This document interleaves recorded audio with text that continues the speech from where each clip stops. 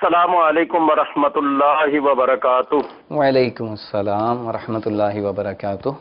मोहम्मद ज़फरुल्लाह अत्तारी कश्मीर के शहर बाग मदीना से अर्ज कर। मेरा सवाल ये है कि अल्हम्दुलिल्लाह माह रबीउल नूर शरीफ में बैनर, झंडियां और इश्तिहारात आशिकाने रसूल लगाते हैं, तो इसमें हमारी रहनुमाई फरमा दीजिए कि आपने हमारी तरबियत फरमाई है कि बगैर किसी की इजाजत के उसकी बिल्डिंग पर कोई इश्तिहार वगैरह ना लगाया जाए।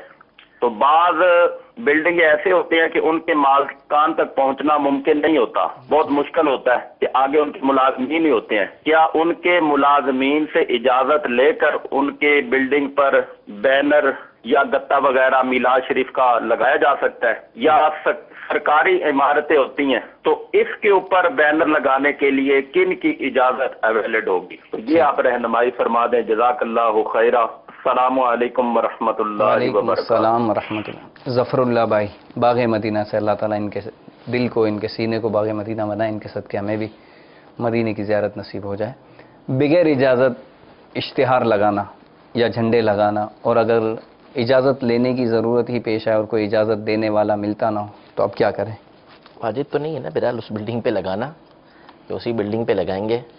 तो अभी कंडीशन तो को मुकाबले में रह नहीं जाएंगे। हाँ, कंडीशन को देखा जाएगा, सूरत को देखा जाएगा कि उस बिल्डिंग के ऊपर जो लगाया जा रहा है तो इजाज़त तो लेना पड़ेगी बहरहाल मालिक से इजाज़त लिए बगैर तो लगाने की इसकी इजाज़त नहीं होगी।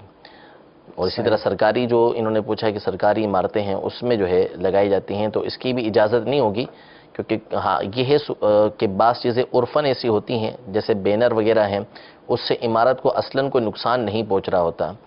तो अगर वहाँ ऐसा उर्फ़ है कि उसमें लगाने में ना इमारत का कोई नुकसान है, ना आने जाने वाले को कोई नुकसान हो रहा है, तो बज़ाहिर ये समझ आता है कि उसमें लगाने में हर्ज नहीं होना चाहिए। लेकिन बहरहाल एहतियात ज़रूरी है, बचा जाए तो ही अच्छा है।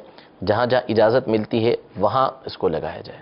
सल्लू अला हबीब सल्लल्लाहु तआला अला मुहम्मद। मुझे अपनी और सारी दुनिया के लोगों की इस्लाह की कोशिश करनी है इंशाअल्लाह अज़्ज़ा वजल।